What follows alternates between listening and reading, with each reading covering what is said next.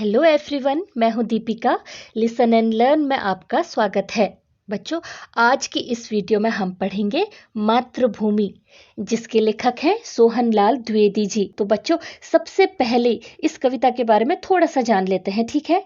ये जो कविता है, ये हमारी भारत भूमि की महिमा और उसकी सुंदरता का बखान करती है। मतलब उसके बारे में हमें बहुत कुछ बताती है। ये केवल एक कविता नहीं है, बल्कि हर भारतीय के हृदय की वह धड़कन है जो अपनी मिट्टी के प्रति प्रेम और गौरव से भरी है। तो आइए फिर शुरू करते हैं।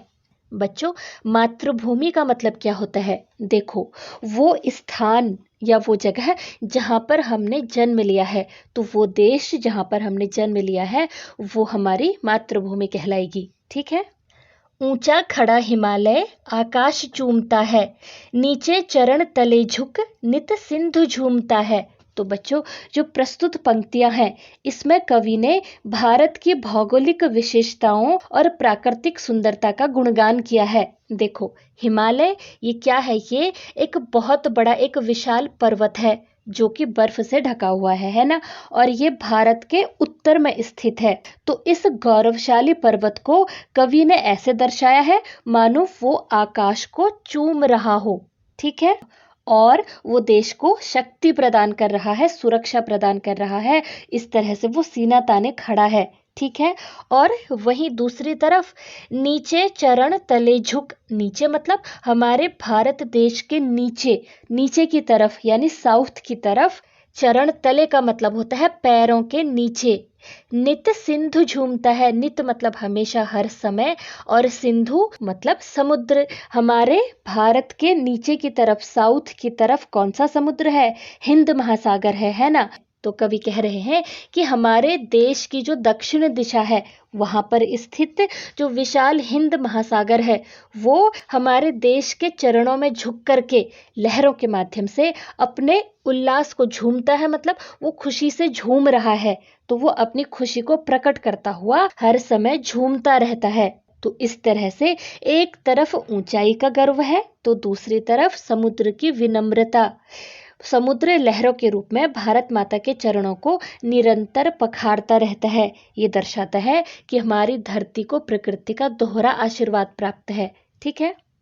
गंगा यमुन त्रिवेणी नदियां लहर रही है, जगमग छटा निराली पग पग छहर रही है। तो बच्चों, यहाँ पर भारत की सांस्कृतिक और आध्यात्मिक शक्ति का वर्णन है। देखो, त्रिवेणी किसे कहा जाता है? गंगा, यमुना और सरस्वती, इन तीन नदियों का जहां पर को संगम है ना, उसको त्रिवेणी कहा जाता है, ठीक है। और लहर रही है का मतलब होता है बह रही है। तो कवि ने भारत की पवित्र नदियों, कौन कौन सी? गंगा, यमुना और सरस्वती के त्रिवेणी संगम की महिमा का वर्णन किया है। और ये केवल नदियां नहीं है, बल्कि ये हमारी जीवन धाराएं हैं। जगमग का मतलब होता है चमकती हुई, छटा मतलब सुंदरता, और निराली मतलब अनोखी। पग पग का मतलब होता है हर स्थान पर, और छहर रही है मतलब फैल रही हैं। तो बच्चों, ये नदियां सिर्फ नदियां नहीं है। देखो, इनके बहने से जो छटा यानी जो सुंदरता बिखरी है, वो निराली है, यानी कि वो बहुत अद्भुत है, ठीक है। और इन नदियों के कारण जो भारत का कोना कोना है, वो हरा भरा है। देखो, जहां जहां ये नदियां जाती है ना, वहां खुशहाली और रौनक यानी कि जगमगाहट बिखेर देती हैं। ये हमारी सिंचाई, सभ्यता और संस्कारों की जननी है। कैसे? देखो, ये जो नदियां है ना, यही तो हमारी धरती को उपजाऊ और खुशहाल बनाती हैं, है ना।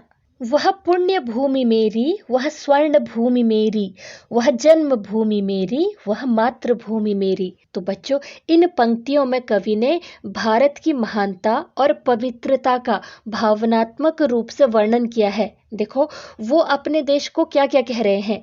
वो पुण्य भूमि, स्वर्ण भूमि, जन्मभूमि और मातृभूमि कहकर पुकार रहे हैं। देखो, कवि ने भारत को पुण्य भूमि कहा है। क्यों? क्योंकि यहाँ पर महान ऋषियों और संतों ने जन्म लिया है ना, इसलिए ये भूमि बहुत पावन है। अब स्वर्ण भूमि क्यों कहा है? क्योंकि यहाँ की जो धरती है वो बहुत उपजाऊ है, खेतों में लहलहाती फसलें सोने के समान चमकती हैं, है ना। अब जन्मभूमि इसलिए कहा है क्योंकि यहाँ पर उन्होंने पहली बार सांस ली, यहाँ पर को उन्होंने जन्म लिया है, इसलिए वो जन्मभूमि है। और मातृभूमि कहने का कारण है कि जो उनकी माँ की तरह उनका पालन पोषण करती है, सिर्फ उनका नहीं, आपका या हमारा भी, जो माँ की तरह हमारा पालन पोषण करती है वो हमारी मातृभूमि ही तो है ना। तो इसलिए उन्होंने भारत को पुण्य भूमि, स्वर्ण भूमि, जन्मभूमि और मातृभूमि कहकर पुकारा है। ठीक है। झरने अनेक झरते जिसकी पहाड़ियों में, चिड़ियाँ चहक रही हैं हो मस्त झाड़ियों में। तो बच्चों, झरने सभी को पता है, ऊंची पहाड़ी से गिरता हुआ पानी।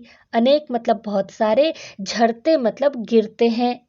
जिसकी पहाड़ियों में, तो कवि कह रहे हैं कि जिसकी पहाड़ियों में ऐसा देश जिसकी पहाड़ियों में कई सारे झरने गिरते हैं और चिड़ियाँ चहक रही हैं। चिड़ियों का चहकना का मतलब उनका मधुर स्वर में गाना, जो चिड़ियाँ बहुत प्यार से अपने में मगन होकर के चहचहा रही हैं। हो मस्त मतलब आनंदित होकर, खुश होकर झाड़ियों में। और यहाँ की झाड़ियों में, यहाँ के जो जंगल हैं, यहाँ के जो पेड़ पौधे हैं, उनमें चिड़ियाएँ जो हैं वो मस्त होकर के गीत गा रही हैं, खुशी के गीत गा रही हैं, आनंद के गीत गा रही हैं। ठीक है। अमराइयाँ घनी है कोयल पुकारती है, बहती मलय पवन है तन मन सवारती है। बच्चों, अमराइयाँ का मतलब होता है आम के पेड़ों के जो बगीचे हैं, और घनी है मतलब जो कि बहुत सघन है, मतलब पेड़ जहाँ पर को बहुत नज़दीक नज़दीक हैं, जो बहुत घने हैं। ठीक है। तो भारत में ऐसे कई सारे बगीचे हैं, आम के पेड़ों के बगीचे हैं, जहाँ कोयल पुकारती है। कोयल एक पक्षी है और पुकारती है का मतलब है आवाज देती है या फिर गीत गाती है। ठीक है। तो कवि कहते हैं कि हमारी मातृभूमि में आम के घने पेड़ हैं, घने बगीचे हैं, जहाँ पर कोयल अपनी मीठी आवाज में कूकती है या वो गीत गाती है। बहती मलय पवन है। बच्चों, मलय पवन क्या होता है? देखो, दक्षिण में, भारत के दक्षिण भाग में मलय पर्वत स्थित है। ठीक है। तो वहां से चंदन की खुशबू वाली जो शीतल हवा है वो बह रही होती है, और वो हवा तन मन संवारती है। तन मतलब शरीर, मन मतलब हमारा मन या फिर हृदय, और संवारती है का मतलब होता है निखारती है या तरोताज़ा रखती है। कहने का मतलब सिर्फ इतना है कि जो दक्षिण के मलय पर्वत की ओर से जो शीतल और सुगंधित हवा बहती है, और वो हवा जब हमें छूती है, जब हमें स्पर्श करती है, तो हमारे तन और मन दोनों की थकान मिटकर हमें खुशियों से भर देती है, मानो हमें नया रूप दे रही हो। तो भारत में ये सब कुछ भी है। अमराइयाँ हैं जहाँ कोयल पुकारती है, और उसके दक्षिण में जो मलय पर्वत है वहाँ से सुगंधित खुशबू आती है, जो हमारे तन और मन को संवारती है, मतलब हमें खुशियों से भर देती है। वह धर्म भूमि मेरी, वह कर्म भूमि मेरी, वह जन्म भूमि मेरी, वह मातृभूमि मेरी। बच्चों, अब कवि ने भारत को केवल रहने की जगह नहीं कहा है, बल्कि उसे धर्म भूमि कहा है। धर्म भूमि का मतलब जो धर्म का पालन करने वाली भूमि है, जहाँ पर धर्म को और इंसानियत को और अपने कर्तव्य को सबसे ऊपर रखा जाता है। और कर्मभूमि, कर्मभूमि का मतलब है परिश्रम और कर्तव्य पालन करने की भूमि। देखो, जहाँ पर मेहनत करना और अपना भाग्य खुद बनाना सीखते हैं। ठीक है। और जन्मभूमि, जैसा कि आपको बताया था, वो जगह जहाँ पर को हमने जन्म लिया होता है। और मातृभूमि, वह भूमि जिसने हमें माँ की तरह पाला होता है। तो कवि गर्व से दोहराते हैं कि ये मेरी जन्मभूमि है और ये मेरी मातृभूमि है, यही मेरा घर और यही मेरी माँ और मेरा गौरव है। ठीक है। जन्मे जहाँ थे रघुपति, जन्मी जहाँ थी सीता, श्री कृष्ण ने सुनाई वंशी पुनीत गीता। बच्चों, अब कवि भारत के आध्यात्मिक गौरव की बात कर रहे हैं। देखो वो क्या कह रहे हैं, जन्मे जहाँ थे रघुपति। रघुपति कौन है? मर्यादा पुरुषोत्तम श्री राम, है ना। तो ये वो धरती है, ये वो पावन धरती है जहाँ पर को रघुपति श्री राम ने जन्म लिया था। जन्मी जहाँ थी सीता, और सीता माता जो श्री राम की पत्नी है ना, और जहाँ पर को माँ सीता ने जन्म लिया था। श्री कृष्ण ने सुनाई, और इसी धरती में श्री कृष्ण ने क्या सुनाई थी? अपनी वंशी पुनीत गीता। वंशी मतलब बांसुरी, और पुनीत गीता, पुनीत मतलब पवित्र, और गीता क्या है? श्रीमद् भगवत गीता, जो श्री कृष्ण द्वारा दिया गया ज्ञान है ना। तो ये वो धरती है जहाँ पर को श्री कृष्ण ने अपनी बांसुरी की मधुर तान छेड़ी थी, हमें मधुर बांसुरी सुनाई थी, और कुरुक्षेत्र के मैदान में जो संसार की श्रीमद् भगवत गीता जैसी पुनीत मतलब पवित्र ज्ञान हमें दिया था। ये वो धरती है। तो बच्चों, इस तरह से कवि कह रहे हैं कि ये दुनिया को कर्म का संदेश देने वाली भूमि है। ठीक है। उसके बाद है, गौतम ने जन्म लेकर जिसका सुयश बढ़ाया, जग को दया सिखाई, जग को दिया दिखाया। तो अब आगे कवि कह रहे हैं कि गौतम, गौतम कौन है? महात्मा बुद्ध, जिन्होंने बौद्ध धर्म की स्थापना की थी, और जिसका सुयश बढ़ाया। सुयश का मतलब होता है प्रसिद्धि। ठीक है। तो कवि कह रहे हैं कि ये वही भूमि है जहां गौतम बुद्ध ने जन्म लेकर के उसकी प्रसिद्धि बढ़ाई। कैसे? देखो, जग को दया सिखाई, जग मतलब इस दुनिया को दया सिखाई, दया मतलब करुणा का भाव सिखाया। गौतम बुद्ध ने पूरी दुनिया को करुणा का और दया का संदेश दिया था, है ना। उन्होंने अहिंसा और शांति का संदेश दिया था, और जग को दिया दिखाया। दिया दिखाया का मतलब है ज्ञान का प्रकाश फैलाया। देखो, इस जन्म में महात्मा बुद्ध यानी गौतम ने जन्म लिया।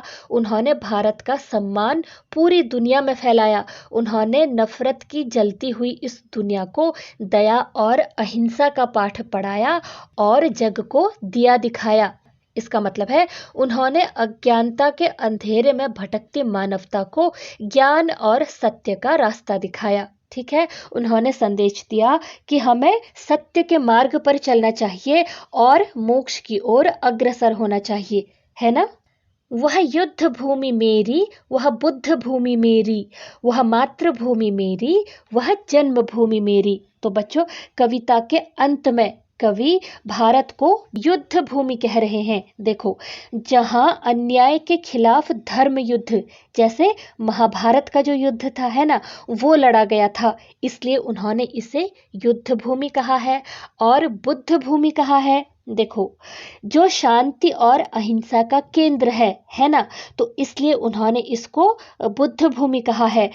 और मातृभूमि यानी ये हमारी माता है, यहाँ पर हमने जन्म लिया है, इसने हमें माँ की तरह संभाला है। और जन्मभूमि जहाँ पर को हमने जन्म लिया होता है।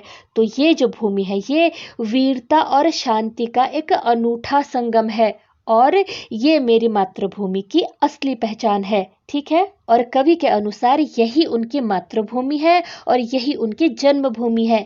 ये देश केवल भूमि का एक टुकड़ा नहीं है, बल्कि एक माता के रूप में पूजनीय है। सोहनलाल द्विवेदी जो कि इसके लेखक हैं। ठीक है। कवि से परिचय। बच्चों, इधर देखो, ये है सोहनलाल द्विवेदी जी। इनका जन्म 1906 यानी 1906 को हुआ था, और इनकी मृत्यु 1988 यानी 1988 को हुई थी।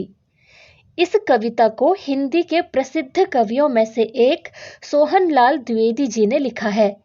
उनका जन्म आज से लगभग 125 साल पहले हुआ था।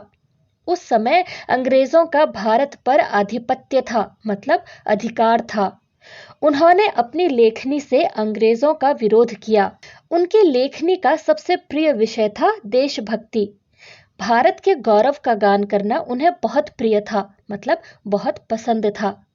उनकी कुछ और चर्चित रचनाएं हैं बढ़े चलो, कोशिश करने वालों की हार नहीं होती आदि।